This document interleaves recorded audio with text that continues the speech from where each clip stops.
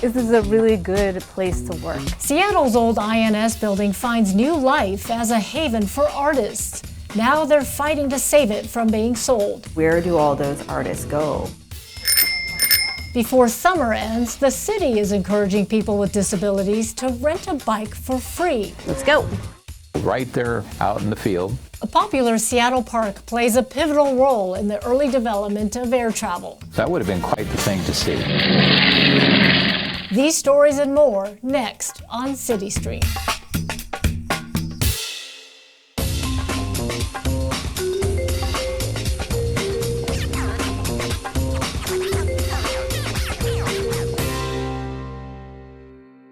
Hello, I'm Mona Lee Locke. Welcome to CityStream from MoHI, the Museum of History and Industry.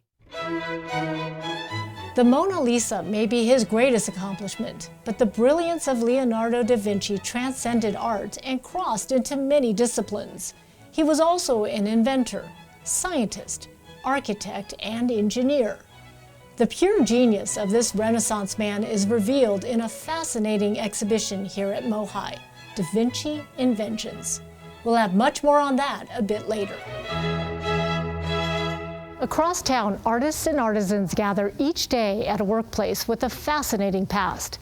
It's called Inscape Arts, and it's become a haven for creative people of all types and styles. For decades, it was known as the INS building, the first stop for new immigrants to the city. But now the historic structure is for sale, and the arts community is working to save it. Producer David Albright has more.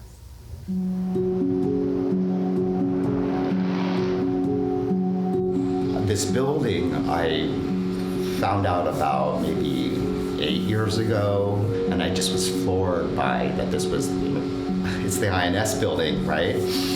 When I had an opportunity to share a studio space, I felt very close to this building. And then I found out my mother got her visa here, and I went, my goodness, I wouldn't be here if it wasn't for this building.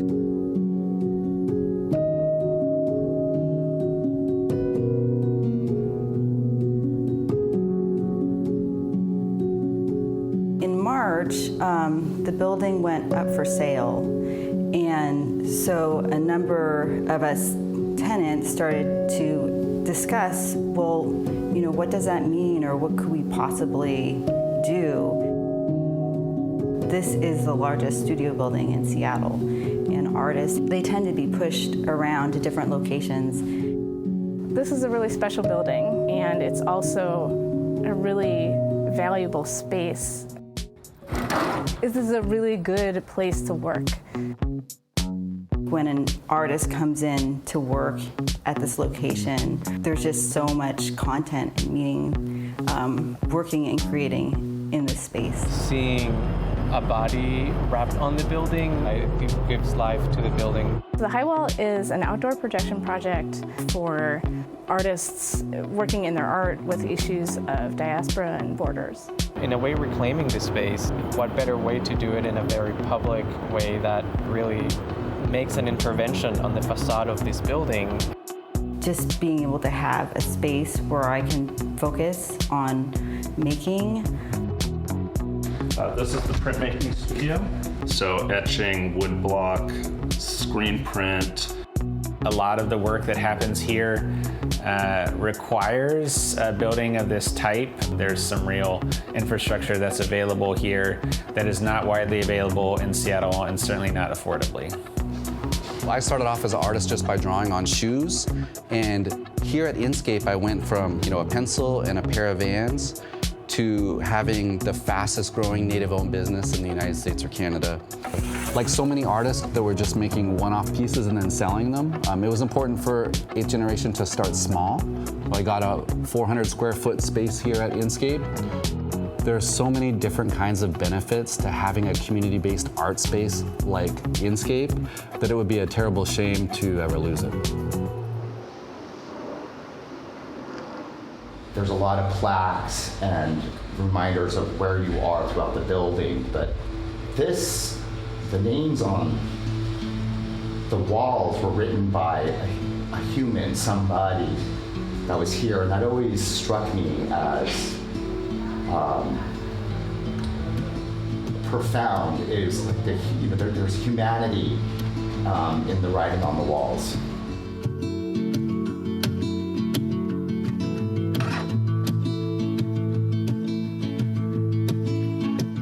When I came here and was able to see some of the historical spaces in the building, like the areas that new prisoners were processed, you can see the handprints where they were made to stand with their hands against the wall.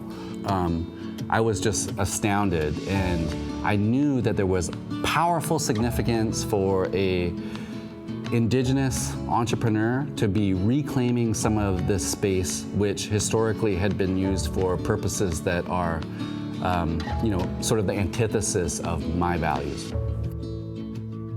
So we have formed a community-based advocacy and preservation group called the Friends of Inscape. We've been working with the city and the county and also having discussions at the state and federal level. We are finding that there's a lot of opportunities out there and support to save the building and reimagine it. How this building could be an intersection of artists' working spaces, immigration history, and also a community center for the neighborhood.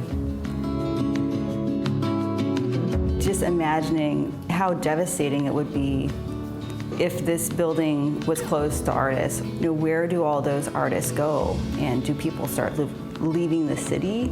It's just such an important cultural hub, and it's a place of cultural production, not just for the city, but for the region.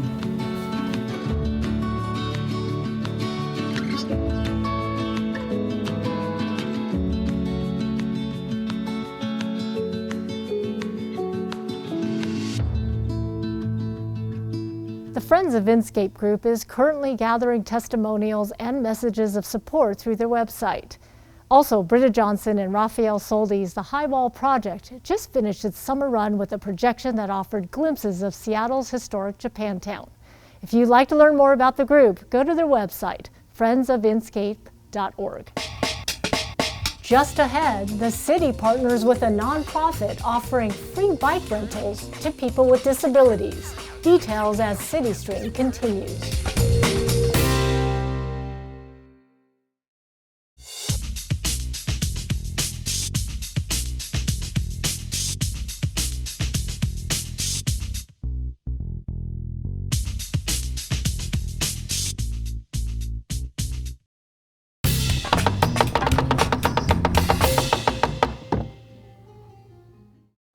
As the summer winds down, there's still plenty of time for people to hop on a bike and enjoy a ride.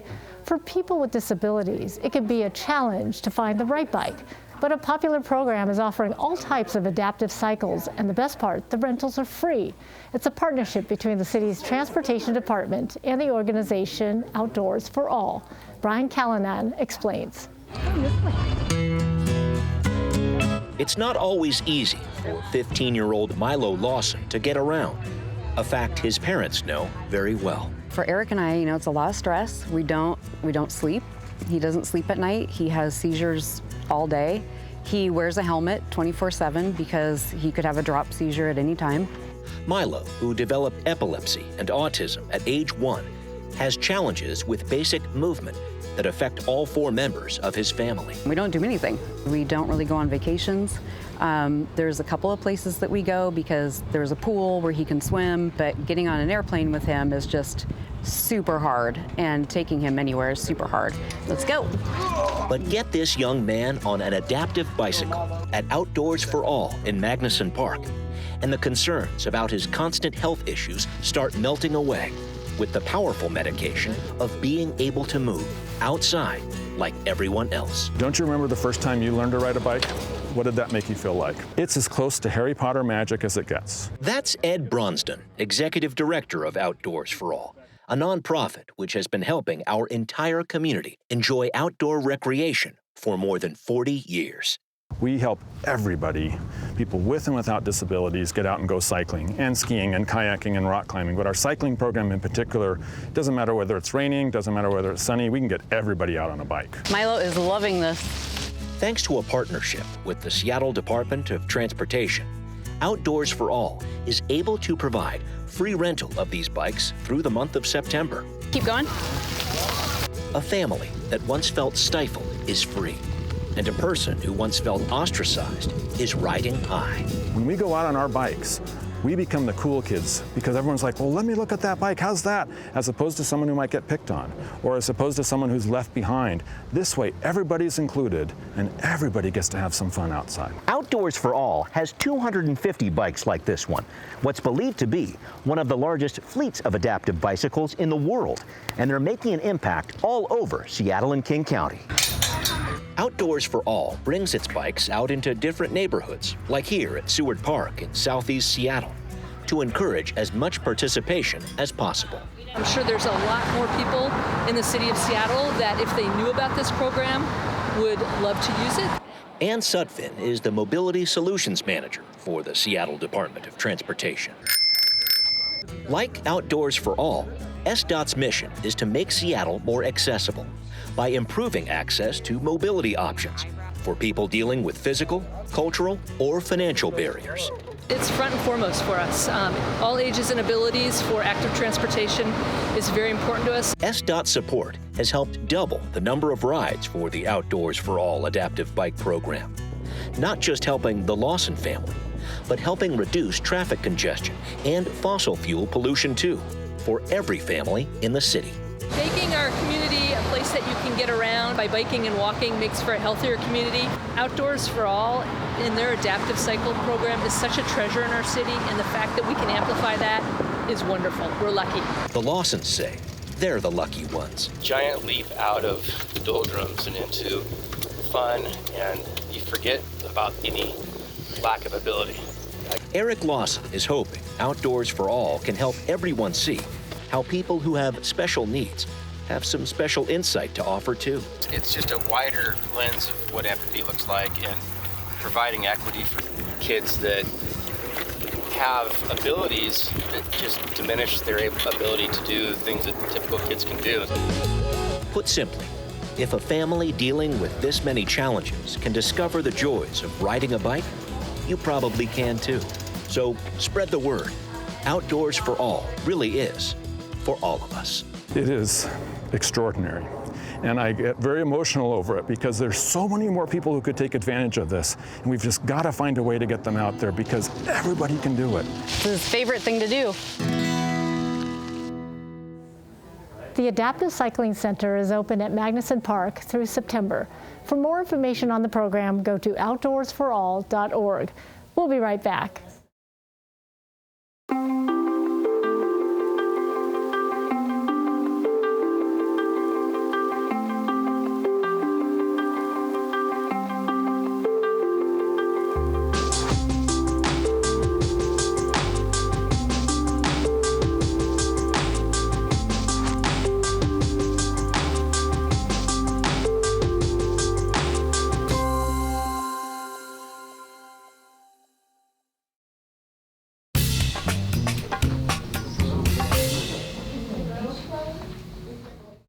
Welcome back to the Museum of History and Industry. Joining me now is Executive Director Leonard Garfield, and thanks so much for being with us today. We're here to talk about the Da Vinci inventions. Welcome, Mona. It's great to have you here, and this is an amazing exhibit. First of all, I'd like to talk about why Da Vinci? Why should Seattle be interested in seeing this exhibit?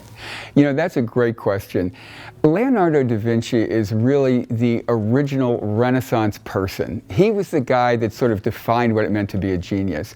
But the truth of the matter is, we all have that spark of genius in us. And this exhibit helps unlock that. It inspires us. It lights that spark of curiosity. And we wanted to share that with young people. But what's especially amazing is that so much of Da Vinci's inventions actually were precursors to many of the innovations that we enjoy today. The automobile, the airplane, scuba diving. Da Vinci had these ideas hundreds of years ago, and we're still evolving his concepts. How did you know, I mean, these concepts to reality, right? I mean, where does scuba diving, something like that, come from? You know, Da Vinci was a real keen observer of nature. And it's a good clue for all of us. Nature shapes our world so profoundly. We know that through climate change. Well, Da Vinci knew it in his time as well. And so he observed birds to understand flight. And he observed water currents to understand how we could channel the power of water. He took those ideas and put them meticulously into notebooks. He never built these inventions, but he recorded them on paper. Leonard, when people come down here to this exhibit, will they see actual works from Da Vinci? What they'll see are recreations of Da Vinci's ideas. He filled his notebooks for many years with ideas of inventions that could change the world. And hundreds of years later, Italian craftsmen have actually taken those drawings and recreated them into the objects and inventions that are on display today. It's all just kind of mind-blowing that he was such a mastery over so many things. And why is it then that most of us are most familiar with his paintings? You know, that's another great question. We think of Da Vinci as an artist. And I think the reason is that his artworks, the Mona Lisa, the Last Supper, they have survived and they've been preserved in great museums around the world. But his inventions were never really built, so all we have left are his recordings, his notebooks and diaries. It was in uncovering these notebooks that scholars began to understand how creative and innovative Da Vinci really was. And so the artifacts that are on display at MoHI are actually manifestations of a whole side of Da Vinci's genius that you really can't see in art museums. Well, that's what I was going to ask. When people come to this exhibit, what will they be seeing? You know, it's amazing. They're going to see the very first flying machines. Da Vinci understood how humans could take flight. You'll see the earliest tanks. Da Vinci invented a lot of military equipment. Like a lot of invention, the military funded and fueled many of his ideas. It was true with Leonardo as well. And so you'll see early tanks and artillery. You'll see scuba diving, we mentioned that. You'll see the very first bicycle ever invented. And then here's the thing, Mona. Da Vinci experienced a pandemic just like we are. And he designed what he called the ideal city that would be healthy and safe even in times of bad health. What was the one takeaway you have from Leonardo da Vinci in this exhibit? You know, two things, if I can have two things. One was Da Vinci was fascinated by nature, and he believed that if we could understand nature, we could solve a lot of our human problems. And I think that's a message that still inspires us today. We have a lot to learn from that. But the other thing about this exhibit is I love all the artifacts, but there's also an epigram, a slogan on the wall that Da Vinci wrote, which said, once you have thought about flight, your eyes will never look downward again. You'll be so inspired by what you've seen. And I think it's that notion that if we allow our imaginations to grow, if we think beyond where we are right now, we can be inspired to make the changes, to do the things that will really create a better world for everybody. Da Vinci understood that, and I think that's a lesson that we can all observe today. Well, that's truly inspirational. Leonard Garfield, Executive Director of the Museum of History and Industry, thank you so much for joining us today. Thank you, Mona. Next on CityStream, a popular park plays a critical role in the early days of aerospace.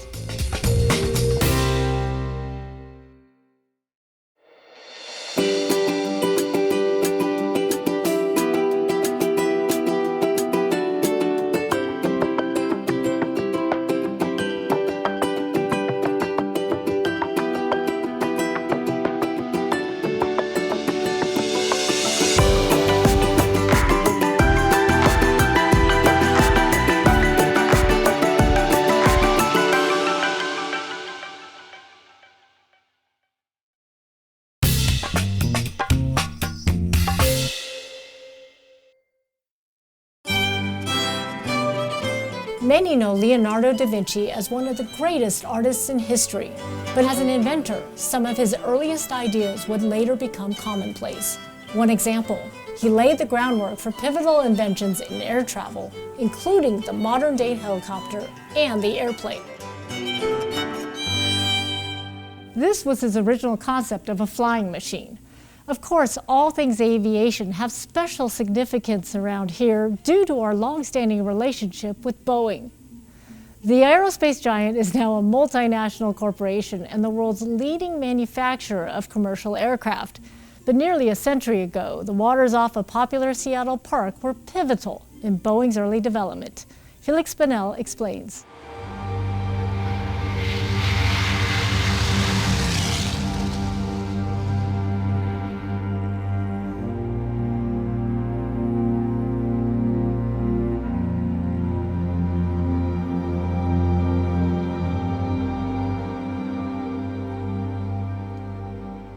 It's fairly well known that Seattle's Magnuson Park was once the site of a naval air station. The old hangars and remnants of concrete runways were silent witness to the military activities here from the 1920s to the 1970s.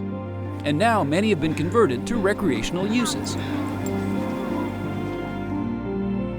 What's not as well known is how much the Boeing Company's early history and Sandpoint history are linked together, almost from the time a plane first landed there in 1920.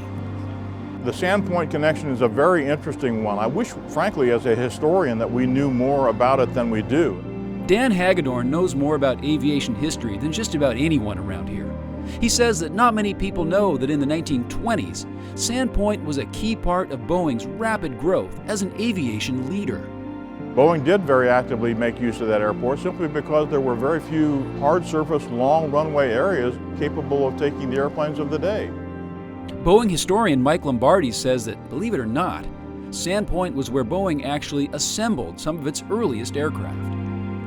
This was the site where Boeing delivered all of its first airplanes early on. So a lot of the early fighter planes that Boeing built for the Army and the Navy flew from Sandpoint. And then one of the great moments for Boeing history is that the very first commercial airplanes, the production airplanes that Boeing built, the Model 40s, mail planes, the assemblies were sent by truck from the Boeing plant on the Duwamish Plant 1, were sent by truck to Sandpoint, where the planes were actually assembled, right there out in the field.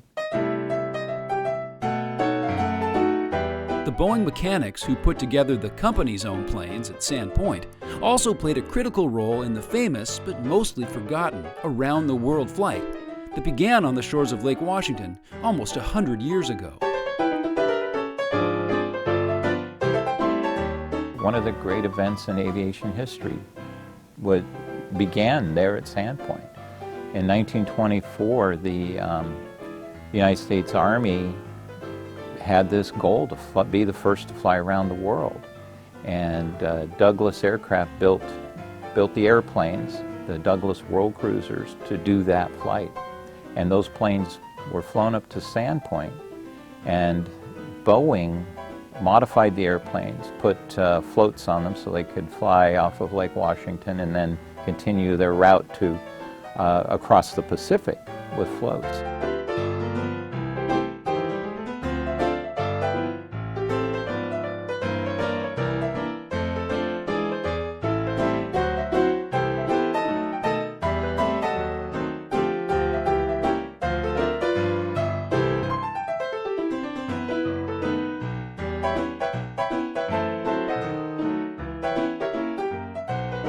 There was a monument created for that event, a big statue of an eagle, and was always prominent. Today, if you blink, you miss it. Right there, as you go into Sandpoint, as you go through the entrance there, you'll see this statue with an eagle on it, and that's the memorial to the flight. That monument was dedicated in 1924, but Boeing's connection to Sandpoint lasted well into the late 1930s. The age of the legendary Boeing Clipper. The 42-ton Pan-American flying boat Yankee Clipper makes aerial history. The Boeing Clipper was probably one of the most romantic of all of Boeing's planes. It was a huge flying boat. It was elegant in terms of its service. It even had silverware. One of the most romantic of Boeing's planes, but one that seems so distant from us today. While not technically part of Sandpoint, it was just north of there that Boeing tested those famous Clippers. Around April of 1938, Boeing leased some property at Matthews Beach with the idea that that would be used to do all of the testing of the new Clippers. So rather than testing them on Puget Sound or Elliott Bay, that's where the planes were tested. So Boeing set up a facility there at Matthews Beach, put in a dock, and a shed where the employees would, the night watchman would stay to protect the planes, and the employees would work, and the pilots would fly out of there. So it's a little known piece of history, but for about almost a year there, the Clippers were flying pretty regular flights almost every day, doing some taxi tests or doing flight tests from Matthews Beach. So that would have been quite the thing to see.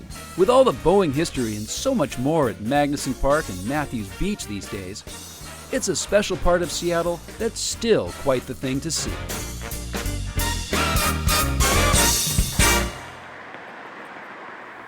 That wraps up this episode of CityStream from the Museum of History and Industry. Remember, if you'd like to learn more about Da Vinci Inventions and its interactive exhibits like this flywheel, go to their website, mohi.org. I'm Mona Lee Locke. Thank you for watching.